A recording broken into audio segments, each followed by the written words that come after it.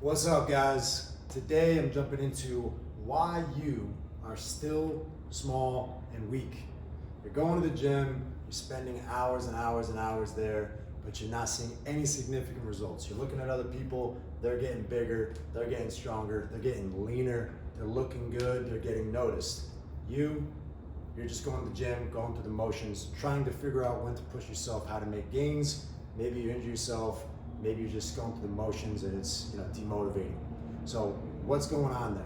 Well, we're gonna dive into a little bit about how this stuff works and inside the body. This is gonna be a series, so understanding where these physiological changes happen, how you actually get stronger, how you actually build muscle, and then we're gonna go about the means to do that.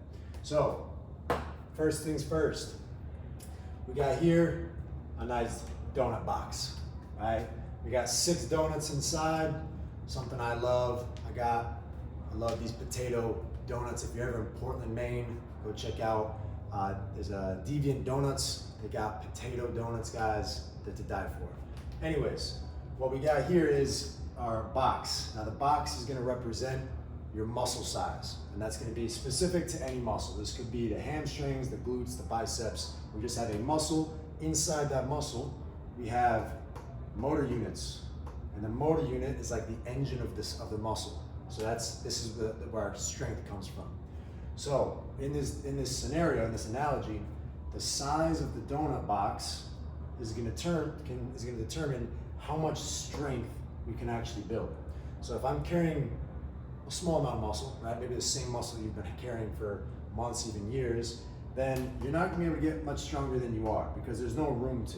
You haven't built any extra tissue to then apply greater amounts of force, which would then bring more motor units into the muscle.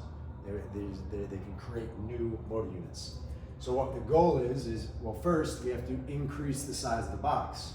So we need to increase the muscle that we carry on our body, increase our lean tissue. Through those means, then simultaneously, these things can happen congruently, is I can also be increasing my strength. And you can see I have double the motor units here inside the muscle, right? 6 compared to 12, and that's gonna give me much more potential for strength. Strength in powerlifting, strength in speed and sprinting, strength in change of direction, strength in body weight movements. It goes across the board, and it's determined based on the skills that you do.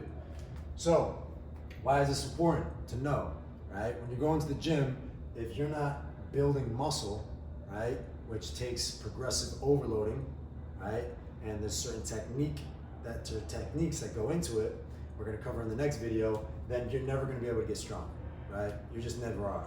And there is a genetic component to this, which means some people just have a bigger box. This is where they started, maybe this is where you started, or vice versa. That doesn't mean that anybody can't increase this size and see significant changes over time. So, a little bit of a definition: strength, your ability to exert and transfer force, right? So, what's absolute strength? Weak, right? If I try to go into a split squat or do a reverse lunge and I'm wiggling and I'm shaking and I don't feel very sturdy, then I'm lacking strength in that particular movement pattern. By developing strength, then I'm able to transfer the forces through my limb, through my body, handle it much better, and then I can get out of there, I can exert force much more efficiently. And then the muscle is simply the tissues that provide movement at our joints. So again, building muscle is joint specific. So if I'm doing shoulder movements, whether that be a lateral raise, overhead, I could also be doing pull-ups or lat pull-downs, chest press, I'm gonna be developing muscle around that joint, all right? So you have to be doing joint-specific movements, and there are most movements actually involve multiple joints, but there's always one prime mover, one main joint that we're trying to target, and there's always secondary ones as well. So an example of that is with the pull-up, right? I'm targeting mostly my shoulder and the pulling muscle there, which is gonna be the lat, but I'm also bending at the elbow, right? So I'm getting some bicep engagement there, and I'm also gripping the bar, so I'm getting some isometrics at the forearm. But the biggest mover there would be the shoulder. So we have to make sure that we're training the muscles that we actually want to see grow, and we're doing movements over time which is going to be progressively overloading to see gains to increase the size of our muscle and then fill that muscle with greater amounts of motor units.